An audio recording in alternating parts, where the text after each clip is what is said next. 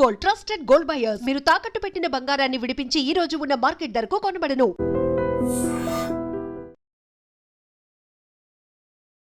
Hi hello నమస్తే, welcome to iDream Media. నేను మీ శ్రావ్య. మనతో పాటు ఇప్పుడు ఉన్నారు GTA founder and chairman Vishweshwar Reddy garu. నమస్తే సార్.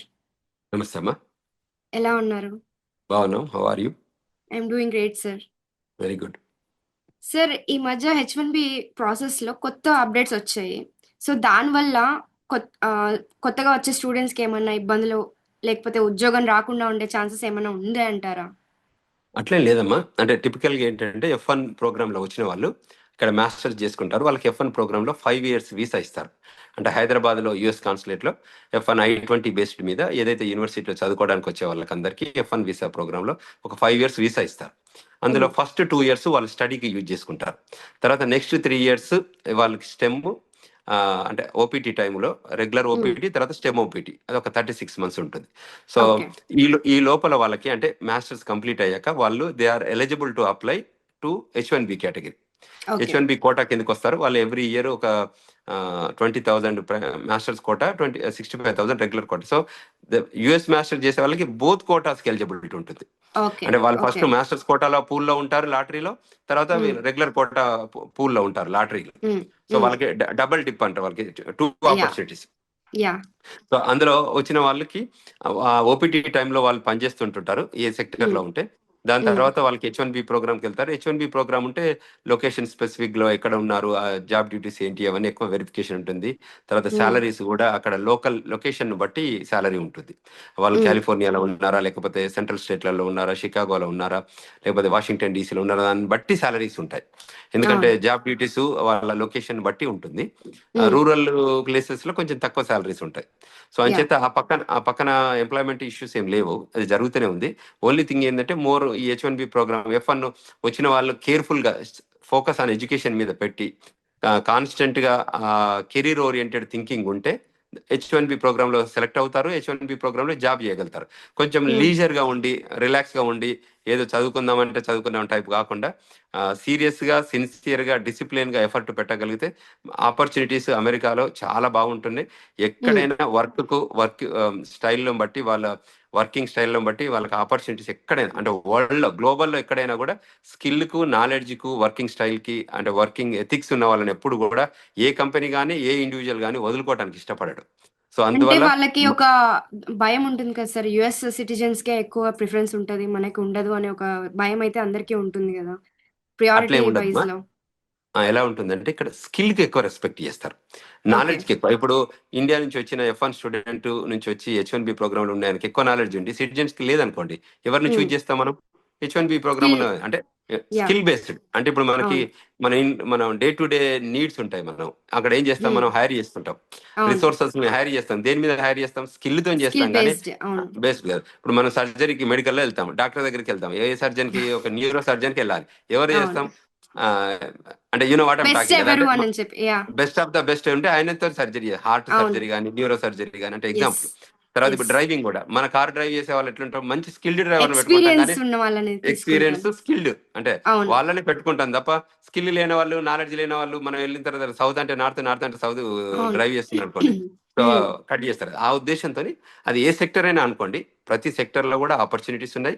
సెక్టర్ లో కూడా skill, knowledge, experience, thought process ఆ లైన్ లో ఎక్కువ ఉండి మెచ్యూర్ గా మనం యాక్టివ్ చేయగలిగే సెక్టర్స్ లో ఉన్న వాళ్ళందరికీ కూడా ఆపర్చునిటీస్ ఉన్నాయి ఈ దేశంలో. సో ఏదైతే నేను పైన పైన చదువుకుంటాను, పక్క వాళ్ళని చూసి నేర్చుకుంటాను అట్లా కాకుండా సొంతగా ఈ జడ్జిమెంటల్ ఎక్స్పీరియన్స్ ఉందనుకోండి, అప్పుడు ఏంటంటే వాళ్ళకి ఎక్స్పీరియన్స్ బేస్డ్ మీద వాళ్ళకి ఆపర్చునిటీస్ ఎప్పటికీ ఉంటాయమ్మా ఈ దేశంలో. ఎందుకంటే yeah this sir. Is the global opportunity facilitator అన్నట్టు ఇక్కడ. Not yeah. Only India, not only one sector, every sector కి ఈ దేశంలో ఉంది.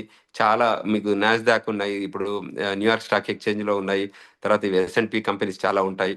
ఈ అన్ని కార్పొరేషన్లో కూడా మనల్ని చాలా మంది పనిచేస్తున్నారు. చాలా కంపెనీ సీఈఓలే మన వాళ్ళు ఉన్నారు. అంటే అవును. గ్లోబల్ కంపెనీస్ అవన్నీ. ఇప్పుడు గూగుల్ ఉంది అనుకోండి, it's global corporation, not like Singareni అమెరికాకో, చేయరు. నాట్ లైక్ ఇండియా కదా. సో అదేవిధంగా మైక్రోసాఫ్ట్ ఉన్నారు. అంటే నేను అనేది ఏంటంటే you name it, majority of the companies కి కూడా ఇండియన్స్ సీఈఓలుగా అవుతున్నారు. ఇంకా ఫ్యూచర్ లో CXOs అంటారంట. అంటే వాళ్ళు CEO కానీ, CTO కానీ, అంటే యూ నేమ్ ఇట్, CFOs కానివ్వండి, తర్వాత ఎవ్రీ సెక్టరియల్లో ఉన్న ప్రతి దానిలో కూడా మన వాళ్ళు జాయిన్ మన అవుతున్నారు. ఇండియన్స్ ఉన్నారు. అవును. ఇండియన్స్ ఉన్నారు. సో ప్రతి కంపెనీలో కూడా వెళ్తున్నారు. మేజర్గా CEO అండ్ చైర్మన్ అవుతున్నారు, ప్రెసిడెంట్లు అవుతున్నారు, బోర్డు చైర్మన్ అవి రకరకాల టాప్ సెక్టర్స్. పొజిషన్స్ లో ఉంటున్నారని చెప్పుకోవచ్చు మనం. కరెక్ట్ చాలా మంది వస్తున్నారు.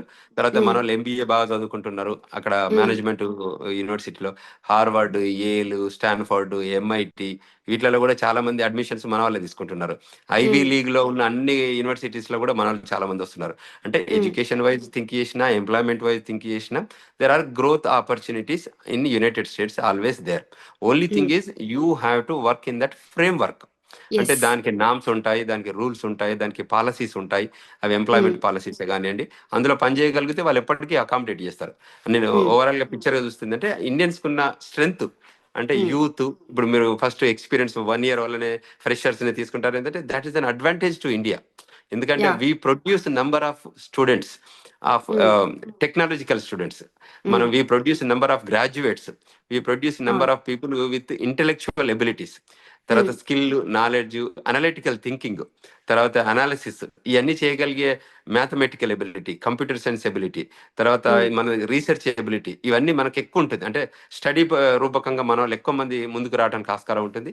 ఆ ఇండియాలో ఉన్న ఎడ్యుకేషన్ సిస్టంలో కూడా ఆ రకంగా ఇన్బిల్ట్ అంటే కంటెంట్ ఉంది మన వాళ్ళకి చాలా మంది. మనకు ఐఐటీస్ ఉన్నాయి. సో ఐఐటి ప్రొడక్ట్స్ చాలా మంది మనకు బయటకు వస్తుంటారు. చాలా మంచి ఇంజనీరింగ్ కాలేజెస్ ఉన్నాయి, చాలా మంచి మెడికల్ కాలేజీలు ఉన్నాయి, చాలా మంచి అంటే వేరియస్ పీపుల్. ఇక్కడ డాక్టర్స్ కూడా కానీ, నర్సు రూపకంగా కానీ చాలా మంది అమెరికాకు వస్తారు, సెటిల్ అవుతారు. రూరల్లో అప్లిప్మెంట్ ఆఫ్ మెడికల్ దానిలో కూడా చాలా మంది పనిచేస్తారు. అంటే గ్రామీణ ప్రాంతాలు, అమెరికాలో కూడా చాలా గ్రామీణ ప్రాంతాల్లో కూడా మన డాక్టర్స్ వచ్చి పనిచేస్తున్నారు. So Yes. అంటే ఆ సెక్టర్ కాకపోతే ఇప్పుడు మనం గ్లోబల్ తెలంగాణ అసోసియేషన్ ద్వారా ఏం చేస్తున్నాం అంటే ఇక్కడే కాకుండా, అమెరికానే కాకుండా ప్రపంచవ్యాప్తంగా అంటే వరల్డ్ లో ఏ కంట్రీలో కూడా ఇఫ్ యు నేమ్ ఇట్, ఇప్పుడు South American countries, Uruguay, Costa Rica, Nicaragua, తర్వాత పనామా, కొలంబియా, సో ఇటువంటి ఏరియాస్ లో కూడా, మెక్సికో, ఇటువంటి ఏరియాస్ లో కూడా ఎక్కడికైతే ఎంప్లాయ్మెంట్ ఆపర్చునిటీస్ ఉన్నాయి, ఎడ్యుకేషన్ ఆపర్చునిటీస్ ఉన్నాయి, ఫార్మసిటికల్ బిజినెస్ ఆపర్చునిటీస్ ఉన్నాయి, టూరిజం ఆపర్చునిటీస్ ఉన్నాయి. సో ఇవన్నీ కూడా మేము షేర్ చేస్తున్నాం. So that people can apply the jobs. తర్వాత కరేబియన్ ఐలాండ్స్ అని ఉంటాయి. So Saint Martin, Jamaica, Turks and Caicos, Bahamas, తర్వాత యూనో బార్బడోస్, ఇవన్నీ సెయింట్ లూషియా, ఇట్లా యు నేమ్ ఇట్, అట్లా ట్రినిడాడ్ అండ్ టొబాగో, ఇటువంటి వాటిలలో కూడా చాలా మంది వెళ్ళి ఎంప్లాయ్మెంట్ కానీ, ఎడ్యుకేషన్ కానీ, టూరిజం కానీ, హాస్పిటాలిటీ ఇండస్ట్రీస్ కానివ్వండి, ఇటువంటి వాటిలో ప్లేస్ అవుతున్నారు. ఇవన్నిటికి కూడా గ్లోబల్ తెలంగాణ అసోసియేషన్ ఫెసిలిటేటర్ గా పనిచేస్తుంది, ఎడ్యుకేటెడ్ గా, గైడెన్స్ గా, కౌన్సిలింగ్ గా కూడా ఇస్తుంది.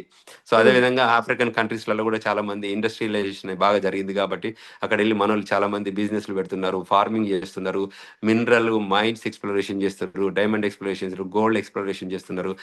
ఇక చాలా యాక్టివిటీస్ ప్రింటింగ్ లో ఉన్నారు. సో ఈ ఏరియాస్ లో ఉన్న వాళ్ళందరికీ కూడా ఇంకా గ్లోబల్ ఆపర్చునిటీస్ ఏమున్నాయని షేర్ చేస్తున్నాం మేము.